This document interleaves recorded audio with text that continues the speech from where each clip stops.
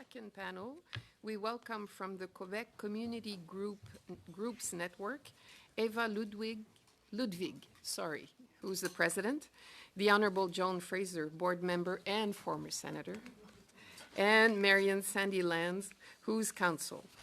Welcome and thank you for being with us. We are ready to hear your opening remarks and questions will follow. Merci, Sénatrice Mention. J'aimerais remercier tout le monde pour nous avoir invités ici et je dis bonjour aussi à Senator Cormier and to all the other honorable senators. Thank you for having us. I am Eva Ludvig, president of the Quebec Community Groups Network, an organization that represents Canada's English language minority community, the English-speaking community of Quebec. With me today are QCGN board member, the Honorable Joan Fraser, and our legal counsel, Marion Sandilands. We are back before you today to discuss Bill C-13, an act for the substantive equality of Canada's official languages. The QCGN submitted a brief to this committee during its pre-study of C-13 in June of last year. The brief we provided to you last week builds on that work, with particular attention to the subsequent debates and amendments to the legislation by the House of Commons and the debate at second reading last week in the Senate. The QCGN believes there are positive aspects to the version of C-13 passed at third reading in the House of Commons. The bill goes some way toward improving Part 7 of the Official Languages Act and now makes mention of the Court Challenges Program, a federal program critical to the defense and advancement of the equality and language rights. It also gives additional powers, as you just heard, to the Commissioner of Official Languages. It also seeks to increase the powers, as I said, of the Commissioner. We remain deeply concerned, however, about the effects of Bill C-13 and what it could have on the English-speaking community of Quebec and on the increased asymmetry with respect to Quebec in Canada's Fédération. Voilà, le projet de loi C-13 va intensifier les effets de la Charte de la langue française pour notre communauté. C'est le cœur de la chose, en fait. As you know, the French language charter was modified last year by Bill 96. It now preemptively invokes the notwithstanding clauses of both the Constitutional Charter of Rights and Freedoms and Quebec's own Charter of Human Rights and Freedoms. This has only been done once before in Quebec's Bill 21. The inclusion of references to the French language charter in C-13 thus tacitly accepts this preemptive use of the notwithstanding clause, and I submit that that should be of concern to all Canadians. C-13 also gives license to governments and the courts to interpret language rights asymmetrically, that is, more narrowly for the minority language community in Quebec. This is a potentially worrying precedent for other minority language communities. The bill also provides a potential framework to restrict federal support for the English-speaking community of Quebec. We know that arguments have been made that including the Charter of the French language in the Official Languages Act will not diminish the rights of English-speaking Quebecers. I suggest that those arguments were perhaps conceived before C-13 was amended to include a reference to the Quebec law in the purpose clause of the Official Languages Act. Our legal assessment has always been that to mention Quebec's French language charter within the Official Languages Act does pose a danger to our community's rights. This becomes even clearer in the version of the bill that is now before you. You've heard from the dean of one of the world's most respected law schools that this inclusion could have serious and lasting effects on language rights. A former Supreme Court justice has pointed out to this committee that the two language regimes, Canada's and Quebec's, are not compatible. They are fundamentally different. They have different purposes to achieve different aims.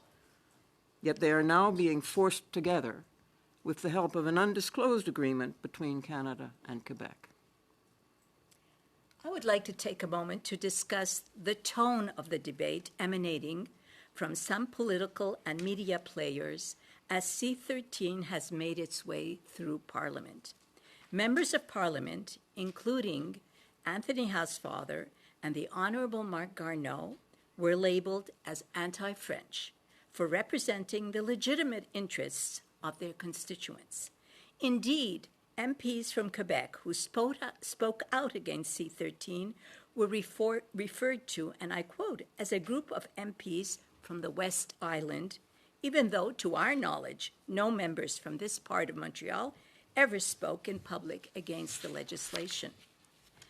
The bill also provides a potential framework to restrict federal support of the English-speaking community of Quebec. And I'm reading it from the wrong page. Excuse me. When the Action Plan for Official Languages 2023-2028 Protection, Promotion, Collaboration was announced, some members of Parliament and some media outlets questioned why the English-speaking community of Quebec was being financially supported at all in the new strategy. How does allocating funds to the English-speaking community support the protection and promotion of French, they asked. This federal money is being used to anglicize Quebec, they claimed. The very idea that English-speaking Quebecers constitute an official language minority has been openly challenged. This acrimonious atmosphere has been exacerbated by the debate over C-13. How far we have traveled since the spring of 2019, when Canada's English and French linguistic minority communities stood together during the 50th anniversary celebrations for the Official Languages Act. The Minister of Official Languages was clear to this committee on February the 6th that the benefits of the new action plan are not contingent on the passage of Bill C-13, so there is no immediate urgency to adopt this bill. Our hope is that you will take the time needed for a full analysis of the amended version of the bill, because those amendments are sweeping. It represents a monumental change to the quasi-constitutional Official Languages Act, and it has implications for Canada's unity. We submit that withdrawing the references to the Charter of the French language from C-13 would in no way diminish or abrogate the rights of or support to French-speaking minority communities. There is, however, danger in retaining those references, danger to the English-speaking community of Quebec, and also danger in setting up an official languages regime that creates a precedent for other provinces to impose restrictions on their own linguistic minorities, as Quebec has done. And if the committee wants examples of those restrictions, we can give them to you in the question period. We appreciate the work that so many Canadians and parliamentarians have put into modernizing the Official Languages Act. English-speaking Quebecers understand the challenge of protecting and promoting French and support efforts that genuinely seek to do so. For more than a half-century, Canada has chosen a path of bilingualism and offered a national vision of linguistic duality, treating its two official languages equally in law. C-13 betrays this tradition and has stirred up tired old narratives that are driving a wedge between English and French-speaking Canadians. Myths about our community, and there are many, which this committee made a historic effort to combat in 2011, are now commonplace in Parliament and the public square. The Official Languages Act is a lifeline for the English-speaking community of Quebec. Now, more than ever, if C-13 is approved as it stands, that lifeline will be seriously frayed. We look to you, the Senate, to protect our minority rights. for the benefit of all Canadians. Thank you. Merci. Thank you. So we will start the question period with Sénatrice Migy. Merci, Madame la Présidente. Je viens d'apprendre... Oh, merci, Madame Joan Fraser. Vous êtes avec nous. Ça fait longtemps qu'on s'est vus. Et merci à toutes les trois, parce que je veux avoir votre opinion à toutes les trois. Je vous ai entendu dire que la loi aura des effets sur les droits linguistiques. Ce serait un danger pour la communauté anglophone. Concrètement, dans le day by day, êtes-vous capable de me dire c'est quoi les dangers et c'est quoi les droits linguistiques qui seront frustrés, qui seront bafoués? S'il vous plaît. Je vais laisser notre legal counsel to answer, please. OK. Merci. Dans notre mémoire, on a donné 4 exemples de ce qu'on pense pourrait être l'effet interprétatif de C-13 sur des différentes parties de la loi sur les langues officielles. On a parlé de la partie 4, partie 5 et 2 exemples pour la partie 7. En fait, je peux vous donner plus de détails, mais il y a plusieurs changements au projet de loi qui ont été faits dans la Chambre des communes qui va obliger l'interprétation asymétrique de tous les parties de la LLO. Alors, la partie 4, 5, 6, 7. Alors, ça touche tous les articles de la LLO qui vont peut-être être interprétés de façon plus étroite pour la minorité anglophone au Québec. Et je vous invite, j'invite le comité d'étudier les exemples concrets qu'on a donnés dans notre mémoire. Merci, mais savez-vous pourquoi je deviens très terre-à-terre? Je vais vous dire que, par exemple, quand quelqu'un peut vivre dans une province pendant des années, ne jamais apprendre le français et être à des hautes sphères de commande, est-ce que, avec ce danger-là, ça va empêcher que ça arrive? L'autre point, est-ce que vous pensez que dans la minorité francophone hors Québec, il peut y avoir des gens qui vivent toute leur vie au Manitoba, en Alberta, ou pour ne citer que ces provinces-là, mais qui ne parlent pas un mot d'anglais et qui vivent plusieurs années en ne parlant que français? Pensez-vous que ces gens-là pourraient avoir l'opportunité d'occuper des postes importants, si vous comparez les deux? Well, let me just talk about, I mentioned myths, okay? On parle ici encore une fois d'une mythe. On a appris le français. Et pour certaines, de certain âge, ça prend du temps. On parle avec des accents, on fait des erreurs. But our children we've invented French immersion. We support the French language. So that's a myth to say that. And the other thing that's important to understand, 1.3 million English speakers live in one province. They have a history. They have a culture. They have family. They belong there. And they have a right to be there and to be respected.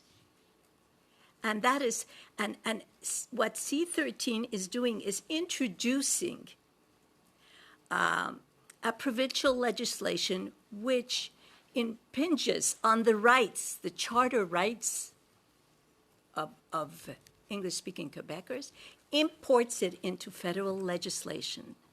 And that is what is our big concern. And we understand the realities of the Francophones across Canada. Of course we do. I personally worked for 20 years for the Commissioner of Official Languages. I know very well. I support the learning of French, the bilingualism. I'm very proud of linguistic duality in this country, and I understand the realities. I've been in Saint-Boniface. I know what it means. And because one community has needs doesn't mean you have to take it away from another. It's not a zero-sum game. Why can we not, both of us, benefit from protection of our rights and from support of our language and our culture and our history and our presence in our own provinces. Merci. Merci, Je vais Madame la passer Présidente. la période de questions à la sénatrice Clément. Good evening, and thank you for being here, most especially the Honorable Joan Fraser. Just because we had a conversation in the beginning of my tenure here, and it was very reassuring and inspiring, and I needed a little bit of reassurance as to my role here within the Senate, so I appreciate that. I want to speak about Indigenous languages. My colleague, Senator Down, Honorable Senator Down, argued last month that our language duality policy is a carryover from Canada's colonial past. So I wonder if you could comment on whether you see colonial impacts of Canada's language duality policy on Indigenous communities. Do you think there's room for reconciliation in C-13? And this third one is sensitive. How are French and English minority language communities impacted by improved or increased protections for Indigenous languages? And I say it's sensitive because do you think that minority language communities, do you think that we feel embattled? And so it's more difficult sometimes for us to make space for something more and something else. That's a sensitive question, but if you could tackle any of those, I would greatly appreciate it. To take your last question first, yes, I think there is a real and frequently justified sense of embattlement among all our language minorities. And I think that feeling embattled in one's own group can diminish sensitivity to the problems of other groups.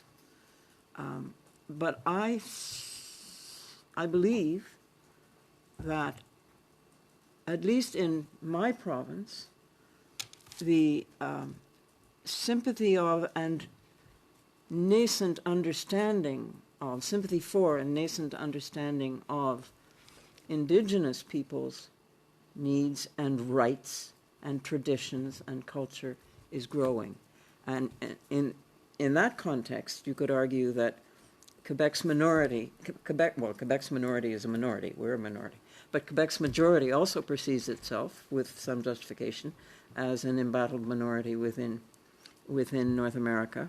But you may or may not be aware that, for example, even under Bill 96, some exceptions have been made and are being made for Indigenous communities. I think that's a tremendous sign, and I am aware of no opposition to those gestures.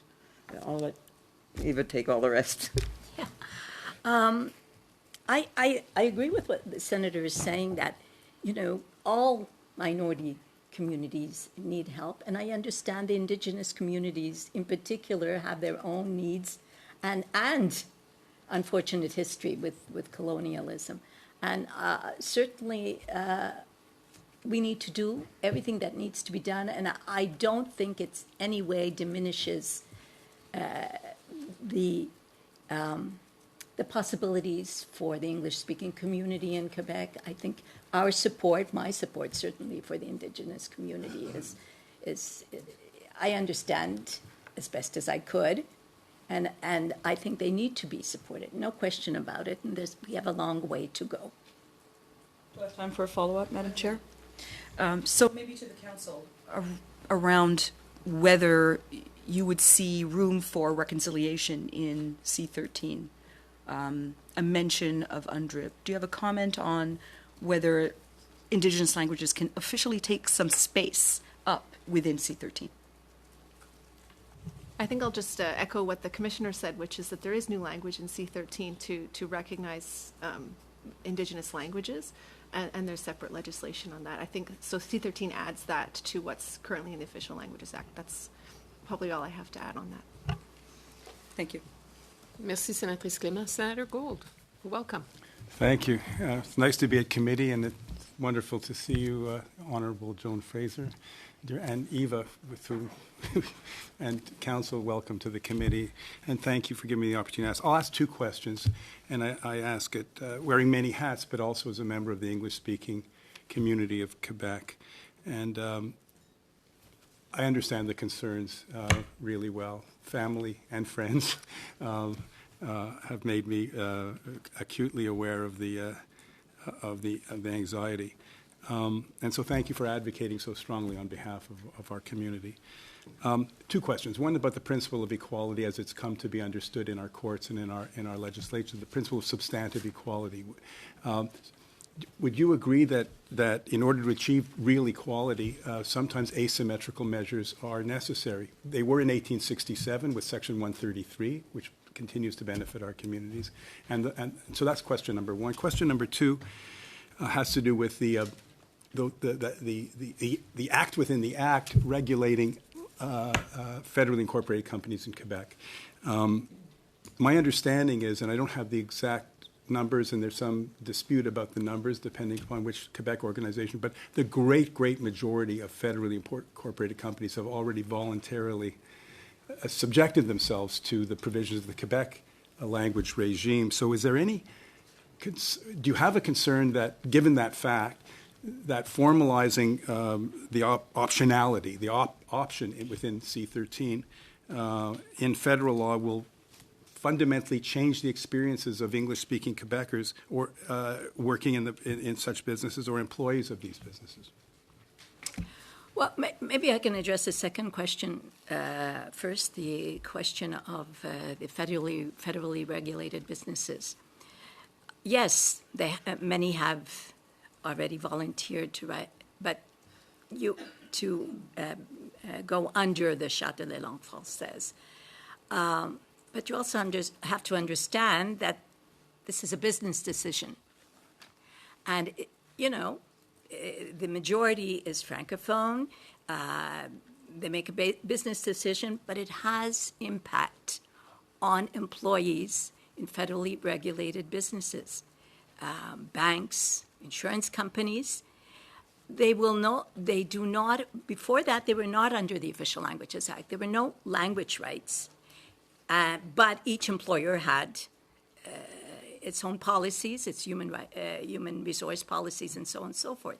Now, there are rights being given to one language group in Quebec in a federally regulated company that is not to another. And I'm talking about employees, training, human resource services. That is what we are talking about. Now, what does that mean? That means that English-speaking Quebecers will no longer feel drawn to some of these businesses as they were before. They may not feel as welcome before, and we don't know what kind of how this will impact in the long term. It's an opportunity being lost for the English-speaking community. And we also worry about the impact on federal institutions in the long run. Those that are under the Official Languages Act. What does this mean for federal public servants? Will it migrate as well to other federal institutions and the impact that will have for employment possibilities? Not only those who are there, yes, grandfather rights can be done, but as possibilities, opportunities, and employment possibilities for English speakers. Could I add something? Have I got to your first question about equality and asymmetry? It's been clear ever since we had the first version of the Official Languages Act back 68, was it? That the different language communities, language minorities in Canada have different needs, and they have been treated differently in practice from the very beginning. Notably, in terms of finance, English-speaking Quebecers get far less federal money per capita than Francophone ailleurs. But it's not just that the different minorities in the different provinces are different. there are differences even within our own province. The needs of Anglophones on the lower North Shore are not the same as the needs of Anglophones on the West Island of Montreal. So in practice, policies, not just finance, but other policies, have been differentially devised and applied. But in law, we have, until now, had equality of the two official languages, and I submit that that has made all the difference, that members of all, both majorities and minorities in Canada's official languages have known that they had equal rights as distinct from government programs or whatever. And I, for one, am deeply disappointed to see us depart from that principle. Seidman, followed by Senator Cormier and Senator Gold. Do you want to go in on second round? No, I'm fine. Okay, thank you. Senator Seidman. Chair, thank you very much. Thank you very much, my dear friend, former senator, now remaining the very Honorable Joan Fraser.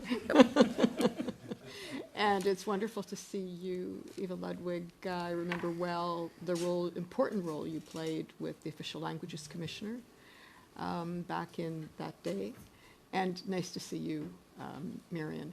And I'd like to thank you very, very much for the enormous advocacy and genuine representation you do every day for the English-speaking minority community in Quebec. Thank you. And I'd like to just continue with this issue about asymmetry because, you know, I tried to approach that with the Official Languages Commissioner.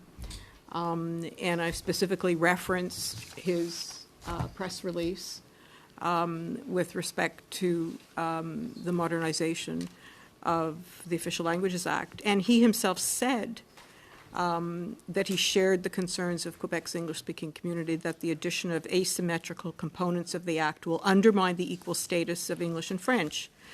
And then he tried to say that, I think, when I pushed him on that the roadmap, you know, there always have been different needs, which, Senator Fraser, you indeed referred to. There always have been different needs. But then he tried to say, well, the roadmap is going to look after that because the roadmap will be able to look after those different needs, even though it is, you know, C-13 is asymmetrical. So I'd just like you to help us understand that piece, number one. And number two, I want to go back to the charter, the Charte de la Langue Française issue, because it is absolutely critical. And I want you to tell us how inclusion of that reference will affect the interpretation of the rights of the English linguistic minority communities in Quebec. I could begin with the substantive equality asymmetry piece. We don't know, once something is in law, we don't know how that will be interpreted, not only at the court, but also civil servants who implement. And once you start thinking in terms, well, we don't no longer have to treat equally, it's different, it's a different ballgame altogether. And it leaves us very worried. We live in a province where the English-speaking community, especially recently, has been under siege, I would say. It has from its own provincial government. And we have turned to, and we've always turned to the federal government and to the Canadian Parliament as supporters of the English-speaking community. And we are now worried. We feel that this support is now tenuous. And when something is in law, and a piece of an article, pieces in there with the Charte de la Langue Française, which really doesn't add anything for the Francophone communities, minority language communities, which receive, need support and deserve support. the Charte de la langue française is a threat to us in the Official Languages Act, and that's our concern. Senator? The other part. Eva alluded to this. The climate in Quebec has for several years now, but more intensely recently, been one of hostility is a very strong word, so I'm not saying hostility, but of restriction for the English community. Let me give you, if I may, some examples. In Quebec, under Bill 96, access to government services, provincial government services in English, is limited to historic Anglos. For those who don't know what historic Anglos are those who qualify for education in English in Quebec. That is, depending on how you count it, about half the actual English-speaking population of Quebec. In education, the provincial government has moved to abolish school boards. There are restrictions, increasing restrictions on access to English schools. There are caps on enrollment in English CEGEPs. There has been no consultation with the English-speaking community on the new centralization of the education system, and the government has decided that it should be, it and not school boards should be appointing directors general of school boards who would then be responsible to it. In health, there has been, for a long time now, stalling on the legally required access plans to health services in English. Not long ago, the government just fired all the members of the relevant provincial committee that they were on the verge of unveiling the plan, and suddenly they were out of a job. There is apparently, I'm told by one person expert in this, plan with the new centralized system of health care. There is a plan to abolish hospital boards and have one centralized agency in Quebec City make all the decisions. Well, they'll be doing that for francophones as well as anglophones, but francophones have the political weight to push back. Anglophones have much less political weight. Anglophones need the law. And when the law and the regulations are all focused on restricting your rights, go back to the matter of services. I know that francophones in the rest of the country frequently cannot get service in their own language, but that's because the service is not available to them. It's not because the law tells them they cannot get that service.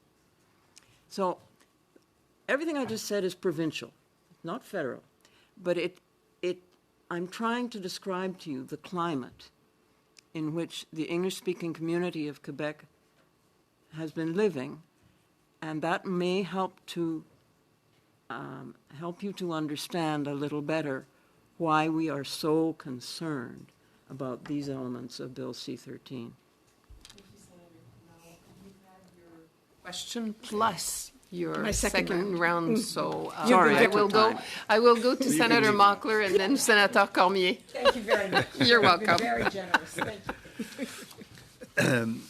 Merci beaucoup, Madame la Présidente. Moi aussi, je veux joindre à tous ceux qui ont salué Madame Fraser, la sénatrice. Puis je veux vous féliciter d'être ici ce soir parce que c'est important. La semaine dernière, last week, as I was calling a lot of people in New Brunswick because of our status of official bilingualism, I did some roundtables with people from different walk of life. Une question que je me pose, moi, personnellement, à vous, QCGN, c'est est-ce que le projet de loi est un pas dans la bonne direction, C-13? Pour moi, la réponse est oui. Maintenant, la question que je veux vous poser, c'est que could we have more clarity in regards to a passage of your brief that was sent last week and I quote, the passage regarding Part 7 of the Act.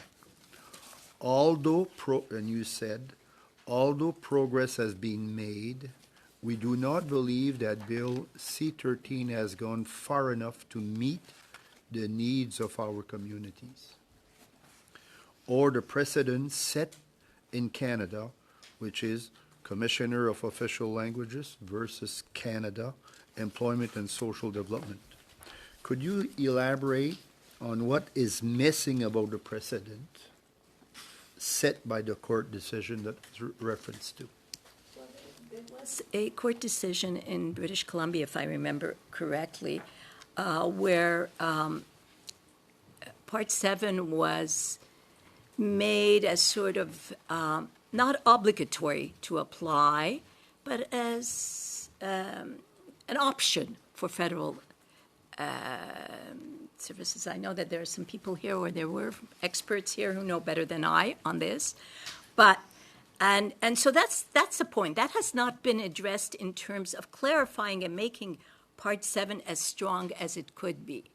But we also say in our brief that there's a lot of good things in C-13. I mean, we worked together with the Francophone community on the first version, and we had a consensus together before the Quebec government joined the discussion.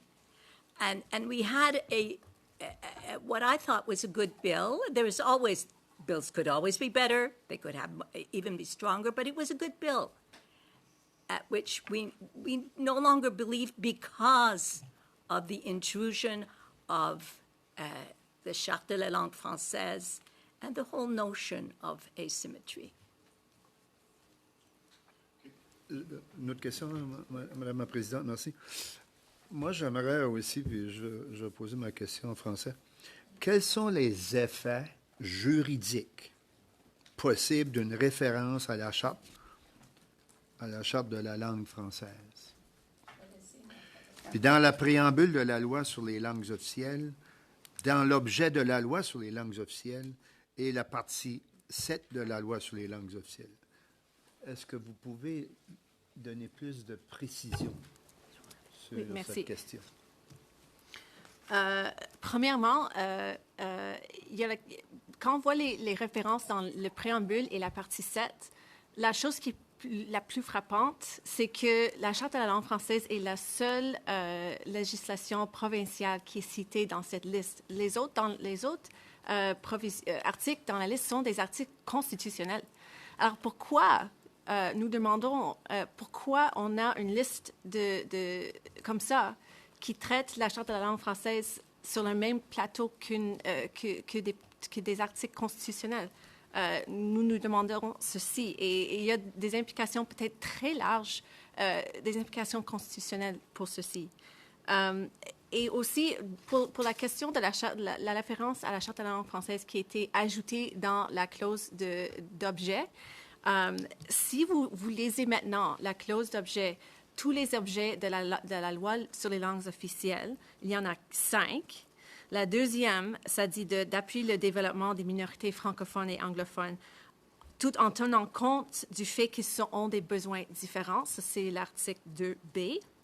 Puis là, on voit B.1 qui dit un des objets de la LLO est de favoriser la progression vers l'égalité des 2 langues officielles. Et on ajoute que la Charte de la langue française du Québec vise à protéger et à renforcer et à promouvoir cette langue.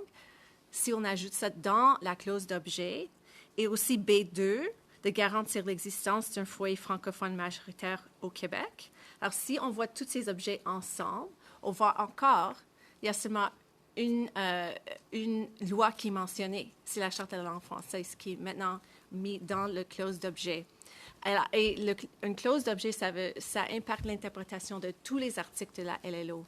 Et on voit, je veux vous aussi ajouter dans la clause d'interprétation, qui est l'article 3.1, on voit la Chambre de communes a ajouté partie D qui dit que les droits linguistiques doivent être interprétés en tenant compte du fait que le français est en situation minoritaire au Canada et que les deux minorités ont des besoins différents.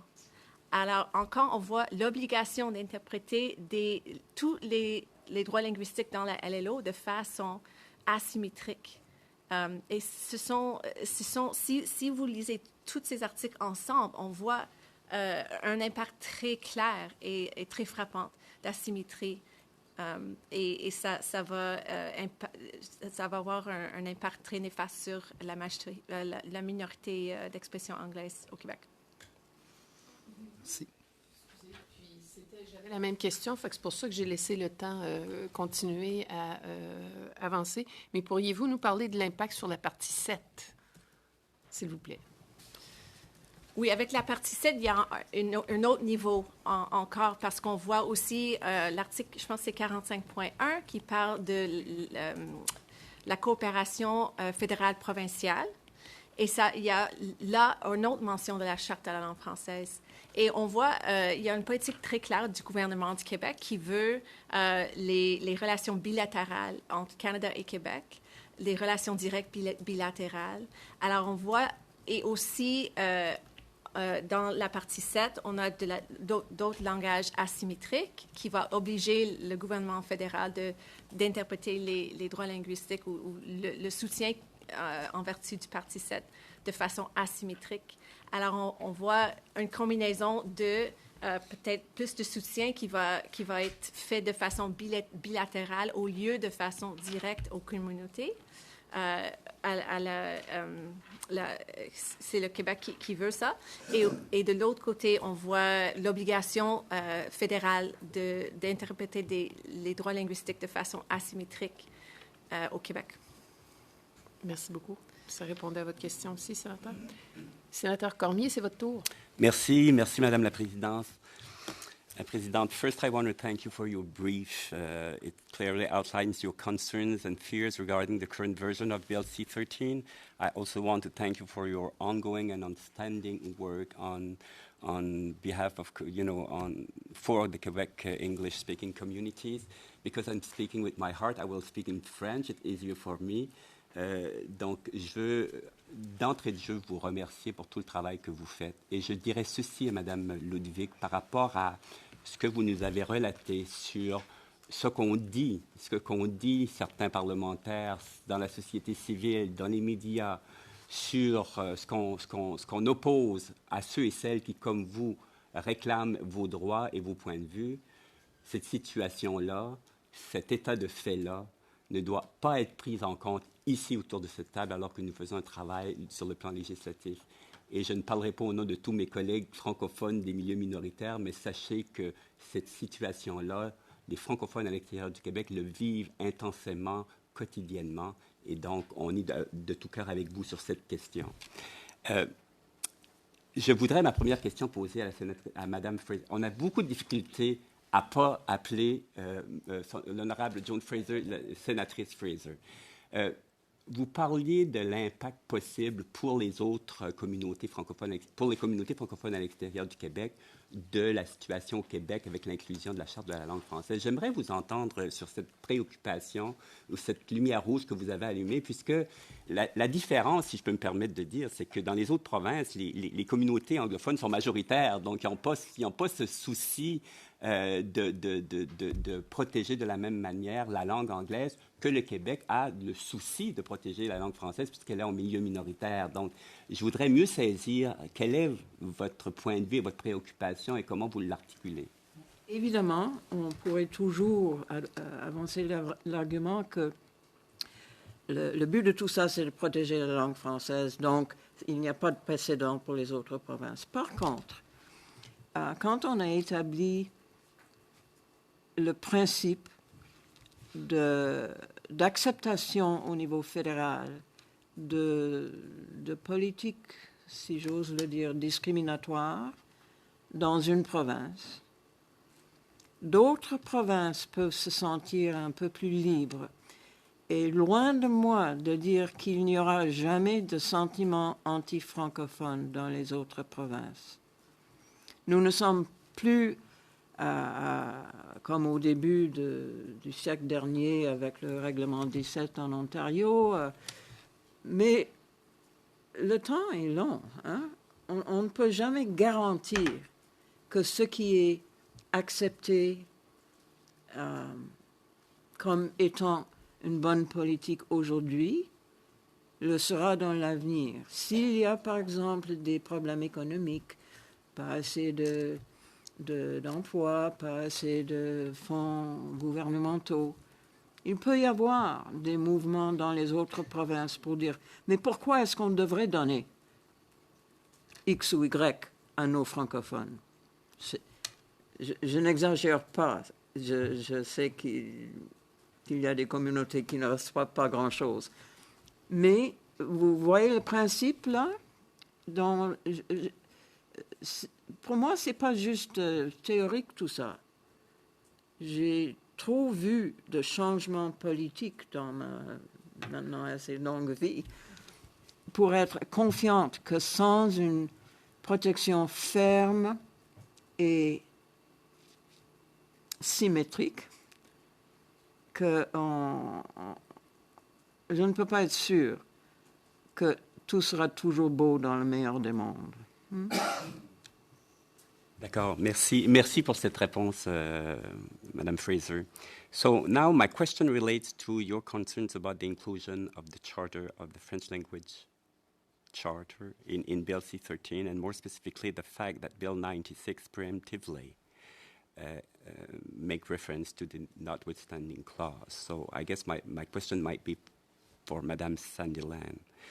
Some will argue, okay, I will put on the table this, and I want you to comment on this. Some will argue that the inclusion of the Charter of French Language in C-13 does not take away rights from English speakers. It is only a statement of fact. In no way the Charter of the French Language is incorporated into Bill C-13. So to use a legal expression, this is not an incorporation by reference. The inclusion of the Charter of the French Language does not subordinate federal institutions, let alone the Official Languages Act, to the Quebec Charter. C-13 does not affect the constitutional rights of Anglophones. For example, as 133 of the Constitution Act of 1867 is unaffected, the section providing constitutional guarantees with respect to the use of French and English in the debates of Parliament and the National Assembly of Quebec. So the notwithstanding clause, it's clause 33 of the Canadian Charter of Rights and Freedom. And it says it authorizes Parliament of the legislature of a province to derogate from certain provisions of the Charter under certain sections. It does not apply to language rights, sections 16 to 23 from the Charter of Rights and Freedoms. So that's what we hear. That's what, when we ask that question, that's what we tell us. So I want you to comment on this, please. Sure, I have indeed heard that precise rebuttal. A couple of comments. First of all, many have argued, and Bill 96 has now been challenged on the basis that it does infringe Section 133 of the Constitution Act 1867.